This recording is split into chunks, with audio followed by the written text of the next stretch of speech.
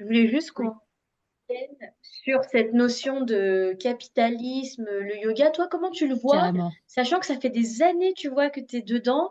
Est-ce que tu as vu une évolution, surtout bah, dans dans les différents instituts où tu as pu faire du yoga?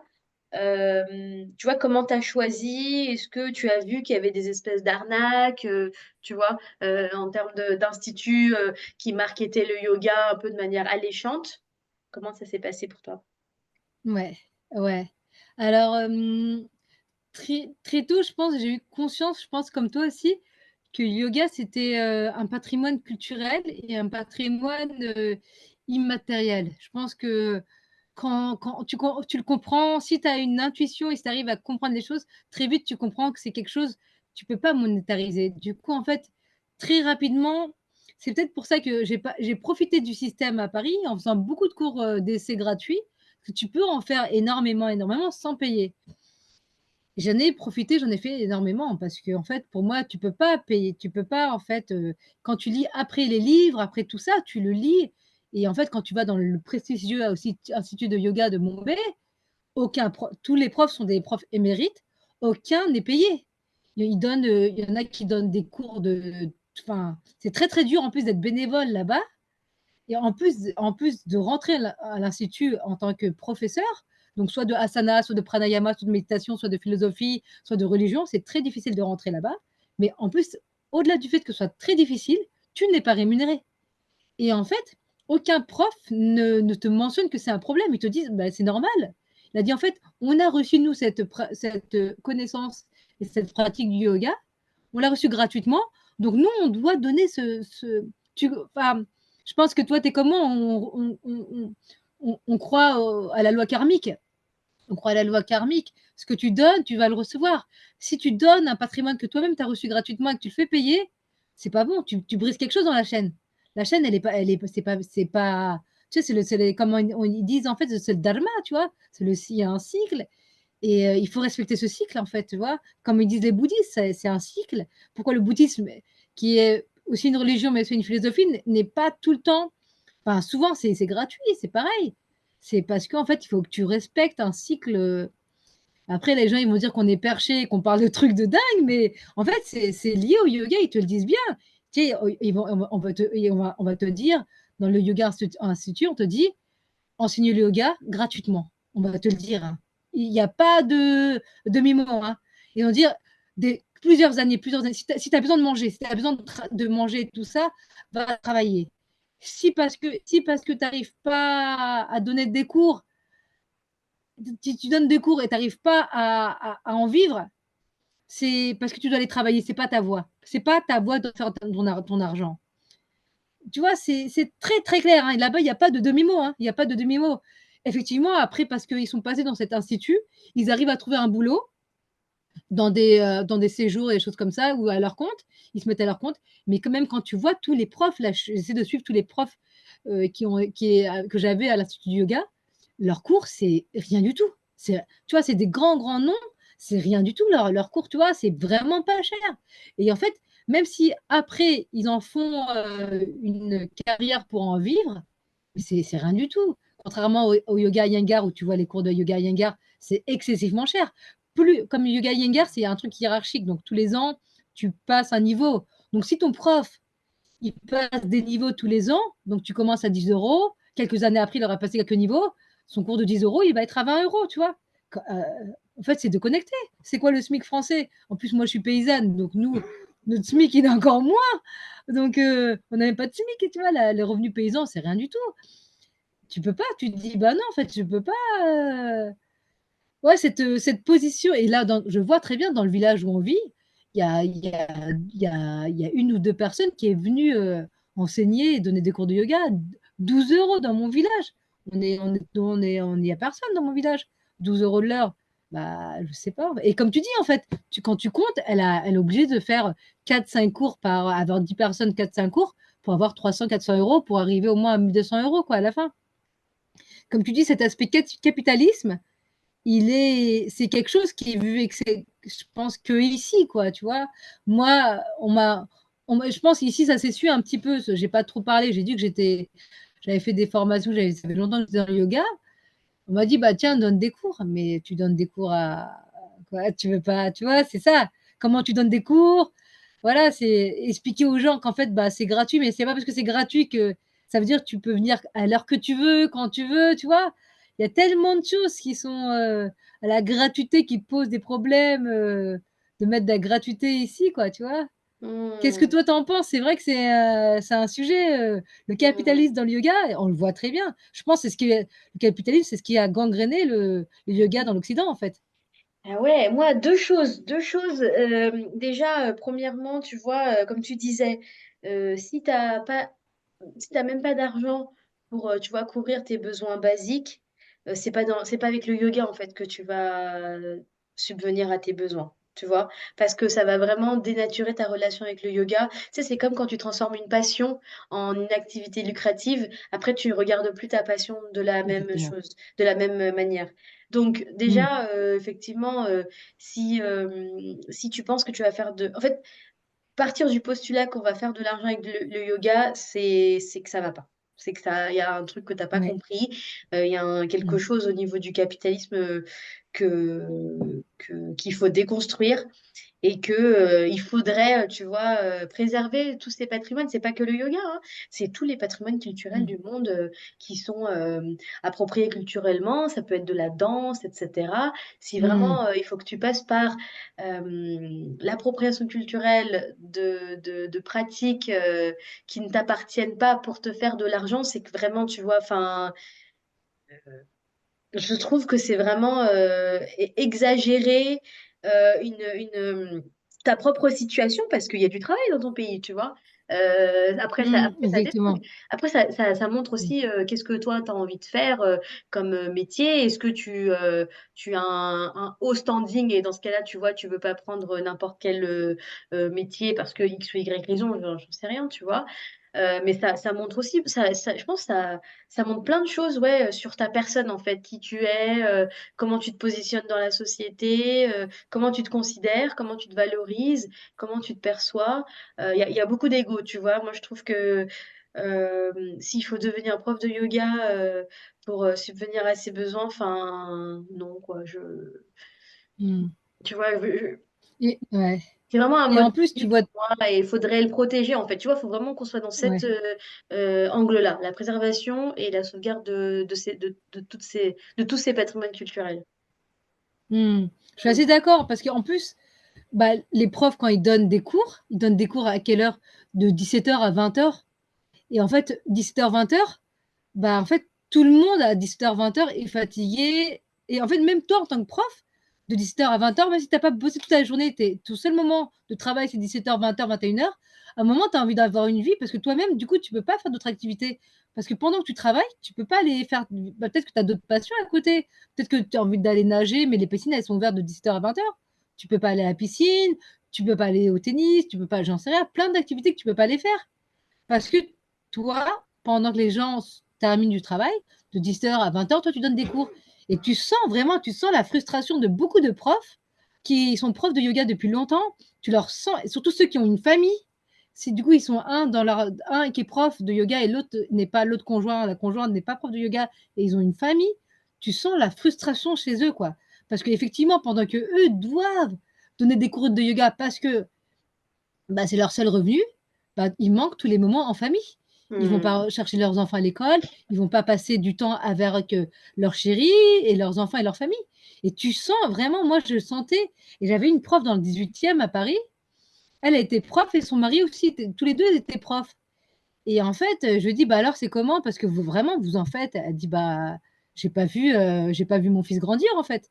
J'ai pas vu grandir. Et en fait, elle était aigrie, tu vois. C'était quelqu'un qui était très aigri, très fermé d'esprit.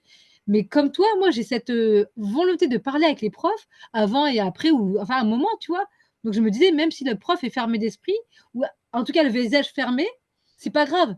Moi, en fait, je vais là-bas, je veux aussi en parler à la personne. Je veux savoir que, en fait, je prends des cours avec quelqu'un qui va bien. Tu vois, c'est important quand même, tu vois, de s'inquiéter aussi, pas que de notre bien-être à nous, mais du bien-être aussi du prof. Donc j'allais quand même parler, je dis bah ça va, ouais, oh non. Et tu vois toujours le prof qui est un peu énervé à la fin du cours. Tu dis, bah Oui, qui est pourquoi tu es. pressé. Ouais, Ouais, voilà! Mmh. Je dis: «Mais pourquoi?» Il fait: «Oui, oui, faut qu'on ferme, j'ai envie de rentrer chez moi. Moi aussi j'ai envie de manger, j'ai envie de voir mon fils avant qu'il aille se coucher ou ma fille avant qu'il aille se coucher» et tu vois, je me suis dit: «Waouh, en fait, ouais, en fait, tu vois?» Et c'est marrant, c'est en voyant les autres profs, en France et tout ça, ça m'a dégoûtée, hein. Je me suis dit: «Jamais je vais être prof, en tout cas payée. Ah oui. En tout cas payée, parce que je veux pas que ce soit une contrainte». Si un jour j'ai donné des cours, mais dans d'autres pays. J'ai donné des cours au Sri Lanka et dans d'autres pays. Gratuit, hein, gratuit et tout ça, donc pareil et j'étais toujours contente. Je me souvenais que je me disais les élèves me disaient: «Bah, tiens, prends un peu d'argent ou mets un cours». Je dis: «Non, en fait, si je veux travailler, en fait, déjà, je suis au Sri Lanka, donc déjà, je suis dans un pays qui a une économie où c'est déjà très, très dur pour les gens à essayer de vivre. Si en plus je prends les seuls boulots qu'il y a et je me fais de la thune parce que moi je parle français et je parle anglais, je me fais de la thune dessus». Je fais: «Non, c'est pas possible». Je dis: «Je le fais gratuit et ça me va. Si moi j'ai besoin de travailler de la thune, bah, je rentre chez moi et en fait, je suis française, je fais des rentrées, j'ai une carrière, je vais travailler, quoi». Mmh. Mais ouais, effectivement et tu soulèves bien quelque chose de très, très important, c'est que les profs de yoga qui font leur formation et qui trouvent pas de boulot en France, qu'est-ce qu'ils vont faire? Ils vont aller dans les autres pays. Ils vont aller en Inde, à Goa, le nombre de retraites de yoga à Goa qui sont tenues par des personnes blanches, américaines, françaises, russes et cetera. Tu leur dis: «Mais comment tu peux venir prendre les seuls boulots qu'ils peuvent avoir de disponibles pour la population locale pour essayer d'avoir un revenu décent et toi d'en prendre alors que toi, chez toi, tu fais n'importe quel boulot, tu as 10 fois le salaire, quoi». Mais c'est ça, Exactement. c'est effectivement le yoga, capitaliste pose un problème, surtout pour tous les profs de yoga qui vont voyager et qui vont essayer de faire preuve dans d'autres pays, surtout dans des pays du sud ou des pays économiquement qui sont moins puissants que la France et là, ça casse tout, quoi, tu vois? Tu voles la place de quelqu'un Mmh. et Clairement. tu comprends, je pense que si toi, tu dois suivre aussi beaucoup, l'évolution des profs de yoga en Inde, tu sens exactement, en fait, qu'il y a pas une haine, mais il y a quelque chose, en fait, ils commencent à se souder, à être très, très puissants et à refuser d'avoir des professeurs, western, d'occident, qui viennent chez eux pour, et ils ont raison, tu vois? Ils ont fait un business, mais ils ont eu raison, en fait. Parce qu'en fait, ils voyaient tous les autres américains et tout ça qui venaient, qui faisaient donner des cours, ils construisaient des villas, alors qu'eux, ils vivaient dans la même maison, avec la même tôle depuis des années. Ils se sont dit: «Attends, donc je vais faire du yoga, une pratique qui est chez moi, que ma mère, elle fait avec moi, mon père, il fait avec moi, je suis juste cette pratique, je comprends tous les sanskrit, donc en fait, c'est plus facile pour moi, je comprends l'hindouisme et je comprends les codes, je vais donner des cours et je vais en vivre, bah, c'est super». Tu vois? Ils ont compris qu'il y avait quelque chose à faire dedans. Donc en fait, moi, vraiment, moi, j'en veux pas du tout. Tu sais, les gens, ils disent: «Ouais, mais je vais aller en Inde, je vais me faire piller, on va me voler, je vais payer un TTC trop cher». Beh, ouais, mais en fait, c'est pas c'est le TTC, ça vient pas d'Inde, hein. C'est les Américains qui ont ramené ça, en Inde. Ça n'existait pas le Ah TTC. oui, oui, Avant le bien yoga, sûr. comme tu disais, c'était, un gourou, c'était un prof. Tu voyais un prof, on appelait gourou du coup, parce que c'est un autre commun et tu restais avec lui, tu apprenais. C'était gratuit, hein. C'était gratuit. Si ta famille, elle avait quelque chose, tu donnais à manger, tu donnais des choses comme ça, tu donnais un peu d'argent, mais c'était toujours sur la donation. Donation, Mmh. voilà. Mmh. C'est bien que tu parles de l'Inde parce que tu sais, moi, dans mes échanges que je peux avoir avec les gens sur Instagram, par exemple, on va souvent me dire, ouais, mais en Inde aussi, c'est un business, c'est devenu Mmh. lucratif. En Inde aussi, ils font ça. Donc pourquoi moi, je peux pas le faire? Toi, tu leur répondrais quoi à ce genre de questions? Ouais. Ouais, bah, du coup, en fait, c'est ce que je me dis à chaque fois, je leur dis: «Mais déjà, d'une, c'est pas les Indiens qui ont commencé ce business. Le business a été commencé par le TTC, bah, Yoga Alliance. Par Yoga Alliance, ils ont fait un certificat en 211 heures pour avoir des profs. Ils ont rendu ça capitaliste, ils ont formé des gens et du coup, des personnes blanches qui sont parties en Inde et qui en ont fait de l'argent. Maintenant, en Inde, la situation est faite qu'il y a beaucoup, beaucoup de gens qui sont dans une misère économique, tu vois? Et vraiment une misère économique. Tu vois, les gens, quand ils se disent: «Oui, mais» tu vois, il y a beaucoup de gens, je pense, des bobos qui choisissent la pauvreté. Mais en fait, sauf qu'ils se rendent pas compte qu'en Inde, la pauvreté n'a pas été choisie. Et en fait, si eux, ils arrivent à se faire de l'argent avec ça, les personnes en Inde arrivent à se faire de l'argent avec le yoga, bah, c'est très bien. Moi, vraiment, je suis contente. Je me dis, en fait, ce gars-là et en fait, j'avais un prof, en fait, c'est super qu'on en parle parce qu'en fait, dans le Yoga Institute, on avait un prof indien. Vraiment, il faisait racaille, hein. Il faisait racaille, c'est hallucinant. Racaille, mais total racaille. Il venait donner des cours en maillot de foot, quoi, tu vois, parce que c'était bénévole, tu peux venir donner avec des maillots de foot, parce que tu sais très bien, les maillots de foot, même en Inde, ça coûte pas cher. Donc tu comprends le truc, en fait, tu vois, tu comprends. Et lui, il te disait très bien, il disait, mais en fait, le yoga m'a sauvé la vie. Parce qu'en fait, là, en fait, je serais en train de dormir dehors. Il a dit, mais en fait, j'ai commencé, j'allais pas très bien. J'ai commencé à faire du yoga tout seul. J'ai vu, il y avait des gens qui faisaient du yoga dans la rue. J'ai commencé à faire du yoga. J'ai vu tous les blancs qui faisaient du yoga dans le, tu sais, les gens, il y a beaucoup de cours à l'extérieur pour les blancs. Donc lui, il a suivi, il a commencé à suivre. Après, il a vu, il y a un Indien qui lui a montré. Il a dit, bah écoute, viens. Tu me payes pas d'argent, tu viens, tu fais comme moi. Et en fait, au bout d'un moment, il a vu qu'il était extrêmement doué. Il a dit, bah viens, maintenant, il faut que tu apprennes quelques mots d'anglais. Comme ça, tu donnes des cours en plus aux gens. Et t'inquiète pas, si tu peux, eux, ils me payent. Donc moi, je vais te donner quelque chose, un petit peu quelque chose, quoi, tu vois. Comme moi, je peux pas, toi, tu donnes les cours. Et en fait, il nous a expliqué que grâce à ça, il est sorti de la misère économique. Et grâce à ça aussi, sa mère aussi, il a sorti du bidonville. Tu vois, en fait, excuse-moi, il vivait même pas en bidonville, il vivait dans la rue. Et tu vois, et le mec, il disait, mais en fait, pour moi, j'aurais jamais pu m'en sortir sans le yoga, sans l'argent Mmh. que je peux en faire au yoga. Du coup, il est bénévole dans l'institut de yoga, mais à côté, il donnait des cours payants, tu vois. Et en fait, mais tu vois, c'est différent. C'est qu'en fait, quand tu as quelqu'un ici qui te dit, bah, là-bas aussi, ils font de l'argent. Mais oui, mais en fait, sauf que là-bas, ils font de l'argent, mais c'est quoi? Et c'est quoi le choix? C'est quoi le choix B? Voilà. Toi, ton choix B, c'est quoi? Toi, ton choix B, tu as une carrière. Dans tous les cas, si tu n'as pas de carrière, Pôle emploi, tu as plein de formations. Tu peux faire une formation payée et rémunérée. Bah, tu en sors avec un diplôme et un boulot que tu veux. Et il y a là, Mmh. tu y vas. Là-bas, il n'y a pas. Il n'y a pas les formations payées, il n'y a pas le chômage, il n'y a pas tout ça. Mmh. Qu'est-ce que toi, tu leur réponds, toi, quand ils te disent tout ça? Avec ta réponse, en fait, je me rends compte que déjà, poser la question, oui, mais en Inde, ils le font et pourquoi moi, je ne pourrais pas le faire, je trouve qu'en fait, il y a un manque de maturité. Complètement. Tu vois, un manque de maturité, c'est très enfantin de dire, ouais, mais attends, regarde lui, tu vois, non, mais regarde lui, il a eu sa glace, quoi. Et c'est incroyable de devoir se comparer en tant que personne qui habite en Occident qui est européenne, française, avec tout un tas de privilèges, à Mm. un autre groupe, tu vois, qui de base est un État anciennement colonisé. Alors bien sûr, on va pas dire que tout le monde est pauvre, tu vois, et que on va pas, tout le monde ne Mm. vient pas de bidonville et tout le monde ne vit pas dehors, d'accord, tu Ex- vois. Mais même si ouais, en bien fait, sûr. tu vois, surtout ceux qui sont à la tête de TTC, de retraite de yoga maintenant, alors clairement, ils ont le vent en poupe parce qu'il y a plein de gens qui viennent, il y a de plus en plus de personnes qui partent de France et tout. Mais à côté de ça, enfin, la somme, elle reste, tu vois, il n'est pas non plus devenu Dérisoire. milliardaire. Tu vois, Exactement. enfin, faut pas non plus abuser, Exactement. quoi. Je veux dire, avec la différence de la devise, c'est jamais quelque chose ouais, d'énorme. Après, bien sûr, là, on fait toujours la différence entre des gens bienveillants et puis après, il y a toujours les arnaques, mais ça, c'est partout, tu vois. Enfin, je Ouais. veux dire, Ouais, c'est partout, bien sûr. c'est pas comparable. Mais ouais, vraiment, Ouais. moi, la question, c'est que, bah, pourquoi on doit comparer? Parce que, bah, déjà, vous n'êtes pas en Inde, là. Vous n'êtes pas en Mm. Inde et comme tu dis, en France, il y a plusieurs manières de se retourner.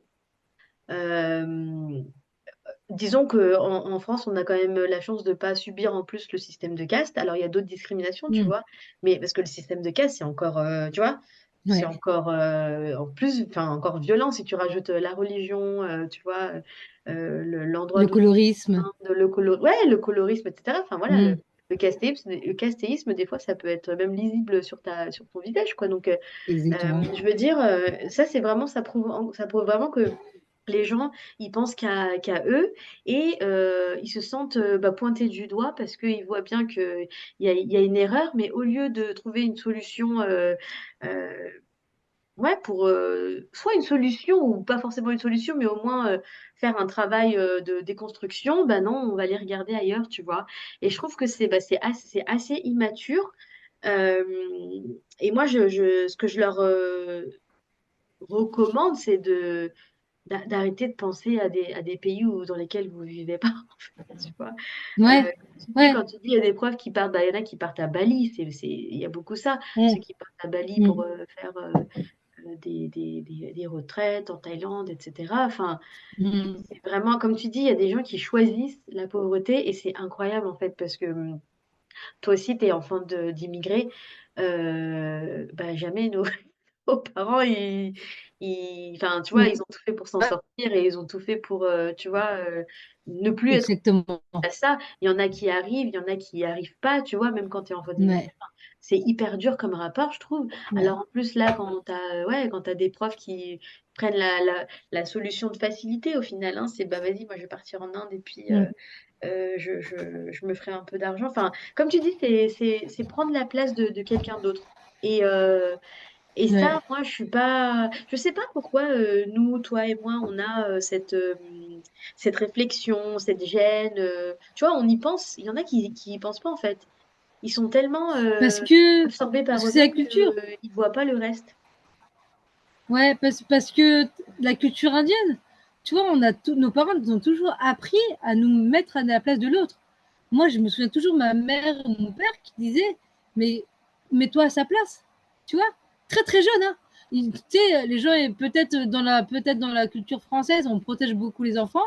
Nous, mes parents nous ont toujours mis face à la réalité. Quand il y a quelqu'un qui était pauvre dans la rue, bah, mon père disait, mais mets-toi à sa place. Quelqu'un qui souffrait, il dit, mets-toi à sa place. Quelqu'un qui a, tu vois, parce que tu te mettais à la place de quelqu'un qui avait plus de difficultés que toi. Alors qu'on n'avait rien déjà, tu vois. On n'avait rien. On n'avait pas grand-chose. Mais mon père se disait toujours, on a déjà un toit sous la tête, on a du riz pour mettre sur la table, on a des habits sur nous. Ok, c'est pas, on n'achète pas tous les jours des vêtements, mais c'est bien, on est bien. Et tu vois, cette humilité à se dire, bah merci, on a déjà beaucoup, mais n'oublie pas que l'autre. Mais je pense en fait que en fait, tu sais, les gens pensent que nous, les Indiens, quand on va en Inde, parce qu'ils disent, oh, tu sais, quand les gens ils racontent leur voyage en Inde, oh, la pauvreté, comme si nous, on n'était pas sensible à ça. Enfin, Mm, tu vois, enfin, je pense oui. que toi, c'est pareil dans ta famille, pareil en Inde, et moi, dans ma famille, pareil en Inde, mais aucun de chez nous, de nos membres de chez nous, passe devant un pauvre sans rien donner au moins il va toujours donner quelque chose. Et les gens pensent qu'en fait, nous, on n'a aucune sensibilité, nous, c'est pas grave, on s'en fiche, on est habitué. Non, on n'est pas habitué, on se met toujours à la place de l'autre. Tu as toujours, tu vas donner. Quand tu manges des petits trucs de la rue, dans la rue, là, tu manges des samoussas dans la rue, c'est très courant que tu vois quelqu'un d'autre qui mange un samoussa et qui, à côté, il y a quelqu'un qui a faim, il va lui dire, bah tiens, tu peux lui donner un samoussa Mm, aussi. Et en fait, mm. c'est très discret. Tu vois, en fait, personne ne va se vanter de faire quelque chose, de faire charité. En fait, c'est normal là-bas. C'est qu'en fait, bah, c'est normal de l'aider. Ça coûte pas, tu vas acheter un truc à 10, 20, 30 roupies, quoi, tu vois. Et en fait, on Mm. arrive vraiment à se mettre, je pense, on est tellement confronté à la pauvreté qu'en fait, on n'oublie pas que l'autre souffre, quoi. Ouais, ouais, non, c'est vrai, t'as raison. L'exemple de la nourriture, il est très parlant. J'ai jamais vu en France, tu vois, des initiatives juste de personnes comme toi et moi. Alors oui, il y a des maraudes, mais tu vois, c'est des institutions, c'est des Mm. associations qui s'organisent. Et tu vois, en Inde, ce genre d'initiatives, elles peuvent être très bien portées par des personnes particulières, genre juste lambda, tu vois, une personne dans le Exactement. quartier. Et ben, elle va, genre tous les vendredis, elle va offrir à manger, tu vois, de sa propre poche Mm. à soit toutes les personnes âgées ou tous les Ouais, SDF, ou tu vois. Et c'est vrai que ouais. en grandissant comme ça, tu as un rapport différent bah, à la pauvreté, à la pauvreté qui est visible. Tu vois, c'est vrai Ouais, que exactement. euh, moi, après en Inde, c'est un espace public différent, mais tu vois, tu les vois partout. Il y a pas, enfin, à l'époque, en tout cas, Et moi, ils te quand touchent en plus, ils viennent te toucher, tu vois. oui, Ils te touchent, c'est oui, palpable, hein. Ils ouais, te ouais, touchent ouais, aussi, hein. carrément. Et du coup, Donc ça te ça te réveille ramène la tout de suite. réalité. C'est ça, ça te ramène tout de suite Ouais. à la réalité. Et tu vois, c'est pas, il n'y a pas ce truc de, ouais, on va créer des infrastructures anti-SDF, tu sais, les picots, les grands, les machins, etc. Non, non, l'espace public, il appartient aux pauvres parce qu'ils n'ont plus que ça, tu vois. Mm. Et encore, des fois, Exactement. ça devient difficile avec l'urbanisation, etc. Et, et oui, tu vois, les gens vont parler de la pauvreté, mais c'est vrai que moi, quand je raconte un séjour d'Inde, je vais pas parler de la pauvreté, tu vois. Enfin, je vais pas. Je veux dire, c'est quelque chose qui. Il n'y a rien d'extraordinaire, tu vois. C'est quelque chose du quotidien. Même si on n'habite pas là-bas, hein. On n'habite pas là-bas, on Mm. habite en France, enfin voilà. Ouais. Mais, enfin, c'est pas un moment, comment dire, extraordinaire de mon séjour, tu vois. Comme tu dis, ça fait partie Ouais. de la vie et ça fait partie Du quotidien? ouais, Ouais. ouais, du quotidien et c'est Parce intéressant qu'on que on voit d'autres pauvres en France aussi, parce qu'on en voit des pauvres en France aussi. ouais, On ferme pas oui, les yeux non plus, quoi, tu vois? Ouais. oui, c'est ça, c'est comme si genre, tu vois, on venait en France pour la première fois et après on disait: «Ah ouais, il y a beaucoup de SDF et ils ont rien mais ils donnent tout». Enfin, je veux dire, enfin, tu vois, il y a toujours un rapport, après voilà, ça c'est un rapport colonial, hein, qu'on a, que les gens ils ont un peu Exactement, avec l'Inde, c'est exactement, de parler que de la exactement, pauvreté, que de parler que de, je sais pas, exactement. la saleté, de voilà, tu sais, Mmh. d'avoir un regard très, très étriqué. Mais, Ouais, mais ouais, enfin, c'est il y aurait tellement de choses à dire. Je pense que on peut ouais, c'est vrai. on peut difficilement, résumer tout ça, mais il y a une dernière chose que je voulais te demander. Tu sais, c'est on a pas Mmh. mal parlé là tout au long, de nos identités, d'indiennes et tout, mais là, je voudrais qu'on approfondisse un peu plus. Donc toi, en plus, tu as grandi, dans une culture, catholique, de parents, Mmh. qui se sont installés, ton père, il était déjà de Goa? Ouais. Ouais, Et et mon c'est père ta maman. était, ouais, ouais, mais tu vois que sur son visage, il est très différent des autres personnes de Goa, hein. Donc, Tu penses qu'il peut les, être, les, les du Goanais, Kerala ou, de plus à ouais, l'est? ouais, ouais, ouais, parce qu'il est très, très foncé et son visage est vraiment différent. Et les Goanais sont marrons, tu vois, marron de peau. Mon père est très, très, très foncé, quoi. Ouais, à Et en fait, Goa, quand je on est vois, très quand on va, métissés, à Goa. ouais, Ouais. ouais, c'est ça. Et quand je vois dans les soirées, on fait des fêtes, tu vois, les fêtes goanaises à Paris ou en France, bah, mon père, il est pas, il ressemble à personne. Il n'a Mmh. pas le même trait, il n'a même pas même la texture de cheveux, sa texture de cheveux est différente, sa couleur de peau est différente, c'est trait du visage. Nous, en fait, parce que ma mère est blanche, enfin claire de peau, du coup, mes sœurs et moi, on aurait plus les traits, enfin, en tout cas la couleur de peau goanaise, de Goa, où on est plus marron et tout ça. Mais mon père, pas du tout, et ma mère, pas du tout. Mais ouais, ouais, du coup, ouais, c'est une autre identité, quoi, ouais. Mmh. Mais du coup, ouais, je pense qu'ils viennent du sud, ouais. Ouais et est-ce que maintenant ton rapport il a enfin, là, tu sais quand tu disais que ta maman elle était pas très contente, que tu fasses du yoga et cetera. Est-ce que ça a changé maintenant? Ou toi tu as décidé de suivre ton parcours comme tu le voulais? Ouais, alors, je pense que bon, ça, c'est le volet des familles indiennes. On sait que il y a des familles indiennes, malheureusement, quand on arrive en France, on a une différence avec l'âge de nos parents, qui nous ont eu beaucoup plus tard, la différence culturelle, la différence de la langue. Nos parents maîtrisent moins bien que le français que nous, mais parce qu'ils voulaient qu'on maîtrise le français, ils nous ont pas parlé la langue du pays. Par exemple, moi, je comprends la langue de mes parents, mais je peux et encore, je vais comprendre 20%. Je peux pas leur répondre. Donc, on peut pas, mes parents et moi, on peut pas se comprendre. Donc, malheureusement, on a une séparation. On s'entend cordialement. On s'entend pas plus que ça. On s'entend cordialement, je crois. Mais c'est très, voilà, il y a aucune animosité. Du coup, en fait, ouais, j'ai fait ma vie de mon côté. Mais je sais que ma mère avait toujours honte quand j'allais en Inde. Elle avait toujours honte quand j'allais en Inde. Elle avait toujours honte que j'aille visiter bah, du coup, mes tantes. Elle avait toujours honte. Je ne sais pas pourquoi, vraiment, ça reste un mystère pour moi parce que on pourrait dire que c'est parce que j'ai pas fait de cadeaux. Effectivement, quand j'arrive, je fais pas de cadeaux, mais quand je repars, tout l'argent qui me reste, je leur laisse, tu vois. Donc je me dis, bah en fait, ça peut pas être un rapport matériel. Je sais pas, elle a un rapport où en fait, elle est pas contente que j'aille en Inde, comme si c'était la traîtrise, tu vois. Eux, ils se sont sacrifiés pour venir en France et toi, en fait, qu'est-ce que tu fais? C'est que tu mets ton argent, ton énergie pour aller découvrir, quelque chose qu'eux, ils ont lâché. Peut-être qu'ils voient ça comme une traîtrise, mais ouais, du coup, moi, je fais mes trucs de mon côté, mais c'est vrai que comme on n'a pas beaucoup de discussions avec mes parents, je fais tout de mon côté Ouais. et peut-être aussi, c'est ça, je pense aussi beaucoup de personnes indiennes qui ont des problèmes familiaux lourds. Peut-être aussi, on fait aussi beaucoup de choses qui nous rapprochent à nos cultures parce qu'on n'a plus ce lien dans nos familles, malheureusement. Et comme tu sais, Complètement. la religion catholique a enlevé tout.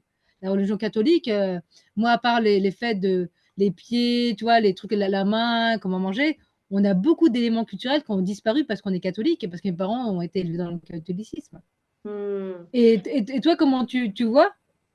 Mais déjà, je comprends quand tu dis, qu'il y a beaucoup de choses qu'on est, amené à faire par soi-même ou en tout cas à finir solo ou en tout cas à faire ouais, ça Mmh. de notre côté. Je trouve que dans ce genre d'épreuve, le yoga, il est très utile et il est très Exactement. solide à côté de nous. Je pense que c'est ça aussi qui nous aide à, tu sais, à aller de l'avant ouais, et à oser s'affirmer et à continuer parce qu'effectivement, des parents, alors en plus, des parents qui ont une identité bah, indienne et d'immigrés qui s'installent dans un pays anciennement dit de colons, c'est difficile en fait le rapport parce que quand ils Mmh. arrivent, ils se prennent une claque monumentale. Tu vois, Mmh. ils viennent avec des beaux espoirs, ils viennent avec, Mmh. voilà, je pense avec un certain idéalisme, hein, vraiment. Non, mais en France, c'est très bien, Mmh. c'est le paradis. Tu sais, comme les Européens Mmh. qui fantasment sur les îles, le Sri Lanka, l'île Maurice, ben, Exactement. parce qu'ils viennent Ouais. d'Europe et vraiment, ils pensent que c'est le ouais, c'est le paradis. J'ai un beau-frère qui me disait, quand je lui ai dit que, je sais pas, je lui parlais de la criminalité dans le métro ou des pickpockets, tu vois? Il était trop choqué. Il disait: «Ah bon, il y a des pickpockets en France?» tu vois? Et je lui ai Ah dit: «Bah, ouais. oui, enfin, Ouais. partout, tu vois?» Et pourtant, Ouais. c'est pas quelqu'un de comment dire? Tu vois, il est Et dentiste, il les a fait des réseaux, ouais, études, ouais. tu vois? Je veux dire, il est au courant. Enfin, je veux dire, voilà, Oui, il a quoi. été à l'école et tout, tu vois? Enfin, je veux dire, il est Ouais, en il est informé, société, ouais. voilà. Et non, mais quand il m'a dit ça, je me suis dit: «Ah ouais, d'accord». Alors là, tout de suite, j'en ai profité pour lui dire que: «T'inquiète pas, mon coco, il y a tout ce que tu veux dans le métro, pickpocket, Ouais. agression, sexuelle et cetera». Et ouais, enfin vraiment quand bah, les parents du coup quand ils arrivent, en France, c'est déjà très difficile de Mmh. s'intégrer et de, bah, en plus, tu vois, tu te retrouves à faire le larbin en fait des gens. Moi, mes Mmh. parents quand ils sont venus en France, ils tous les 2 ils ont fait des professions genre, dans le ménage, tu vois? Et ils s'en Mmh, ouais, sont c'est ça, ouais, ouais, ouais, ils ouais, s'en sont pareil, ouais. jamais sortis du Mmh. ménage. Alors bien sûr, c'est pas une Mmh. profession, comment ils appellent ça? Je sais plus c'est quoi le nom. Pas ingrate, mais tu sais, Mmh. des tâches qui sont perçues comme dévalorisantes. Ouais, Au contraire, je ouais, trouve que le ménage, enfin, c'est hyper important quand tu es en société. C'est ça qui fait ouais, ouais, on n'est pas contaminé par des bactéries, etc. Enfin, vraiment, grâce ouais, à ma mère, j'ai vraiment appris, tu vois, le respect pour les femmes de ménage, ouais, leur dur labeur, ouais. leur lutte aussi. Puis le fait que, tu vois, elles soient payées très peu pour le travail phénoménal qu'elles font. Et, et ouais, enfin, quand tu vois tout ça, que ça a été hyper difficile, mais d'un autre côté, tes parents, ils sont aussi bloqués, au niveau des idéaux qu'ils peuvent avoir, vis-à-vis de toi. Et du coup, ça crée, bah, Mmh. un écart, ça crée un écart d'attente. Enfin, moi, et puis tu sais très bien, mais ma mère, elle avait plein d'attentes vis-à-vis de moi, que ce soit dans ma vie Mmh. professionnelle, dans ma vie, personnelle et cetera. Et il s'avère Mmh. que genre j'ai rien su lui donner en retour. Bah, forcément, ça crée Ouais, des divisions, tu vois, entre nous. Et je trouve que c'est encore plus exacerbé par le fait qu'ils aient immigré en France. En Inde, exactement. on aurait eu les mêmes problèmes. Juste, j'aurais pas eu cette mentalité de biculturelle, tu vois. J'aurais eu la même culture qu'eux, tu vois, j'aurais grandi dans le même environnement. Le fait que eux, ils aient été dénaturés de leur endroit initial, et ben, ça fait qu'on se retrouve avec tout un tas d'identités et une biculture que eux ne maîtrisent pas et toi non plus en fait, tu vois? Tu la maîtrises pas. Complètement. Et ça, je pense que c'est à prendre en compte l'histoire de l'immigration, même de manière générale, sans forcément rentrer Mmh. dans des niveaux personnels détaillés, mais rien que l'histoire de Mmh. l'immigration, la colonisation, les profs de yoga, je trouve qu'ils devraient être au fait de tout ça en fait. C'est pas juste, «Ah Exactement. ça y est, c'est fini la colonisation, maintenant on peut aller en Inde et on peut, aller faire du yoga comme on veut, comme bon nous semble». Enfin, tu vois, ça fait pas sens, il manque des choses dans le puzzle, tu vois? Si tu Enfin, je trouve que, ça peut aussi si un prof, une prof, s'intéresse à la démographie de son cours, surtout si elles sont sur Paris, dans des grandes villes et cetera, et qu'elle ne voit pas des élèves d'origine sud-asiatique, je pense qu'elle devrait se poser la question, en fait, ces personnes. Mmh. Pourquoi elles sont pas là? Comment je peux faire pour les attirer à mon cours? Comment je peux faire pour faire en sorte que mon cours soit inclusif? Et là, je parle que de la communauté sud-asiatique, mais ça peut être pour, en fait, tu l'appliques à tout le monde, Mmh. tu vois? Tu l'appliques aux personnes Mmh. qui sont dans des situations de handicap, qui sont dans des situations socialement difficiles. Donc, Mmh. tu mets pas des cours à 40 €. C'est ça. C'est Tu ça, vois? ouais, c'est ça, et on en revient à ça, on en revient Ouais. ouais, au Moi, le en tant qu'Indienne, comme capitalisme, tu et quand disais, c'est capitaliste, c'est difficile pour moi en tant qu'Indienne de voir des cours payants. ouais, J'ai du mal, tu vois, encore à dissocier le fait que quelqu'un mette un cours payant et à ne pas juger la personne, tu vois. Je me dis, bon, ouais, après, voilà, je me dis, bien sûr, il se passe plein de choses dans sa vie, tout ce que tu veux, tu vois.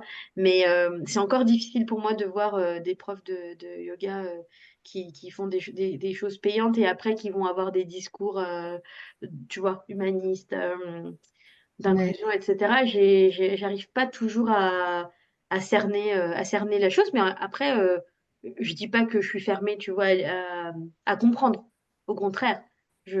Après, si tu m'expliques que tu as besoin d'argent, ben, tu vois, on a déjà eu la discussion et voilà, on a déjà notre avis. ouais, Et je veux dire, je ne suis pas fermée à l'idée de, voilà, d'essayer de comprendre pourquoi tu fais des cours payants. Et puis peut-être que en comprenant mieux, peut-être qu'un jour tu voudras arrêter, quoi. Sachant qu'il y a beaucoup de profs de yoga qui en vivent difficilement du yoga en ouais. France. À part, tu vois, les grands noms, gros studios, les trucs qui te vendent du sport, à maigrir avec le yoga, avoir, Iyengar aussi, Iyengar. tu vois. Iyengar et Ashtanga, c'est les 2 lignées qui vivent très bien, enfin, qui vivent assez bien, quoi. Tu vois? Moi, je Mais connais plein de profs je qui te sont en ouais, association, qui font des cours pour 5 ouais, euros, ou même ouais, parfois, tu vois, pas beaucoup. Et je me dis, tu vois, je préfère plus cette approche-là, qui est vachement plus moi aussi. inclusive et ouais, féministe, humaniste, que ben, des profs qui vont, voilà, qui vont avoir une approche capitaliste et sur la performance et basée sur la compétition. Ça me parle pas du tout et moi, si je peux recommander les gens, de ne pas aller là-bas, je le fais, tu vois? Je préfère Mmh. que les gens aillent dans des cours où on peut exister en tant que soi, tu vois? Et c'est pas la pression et Ouais.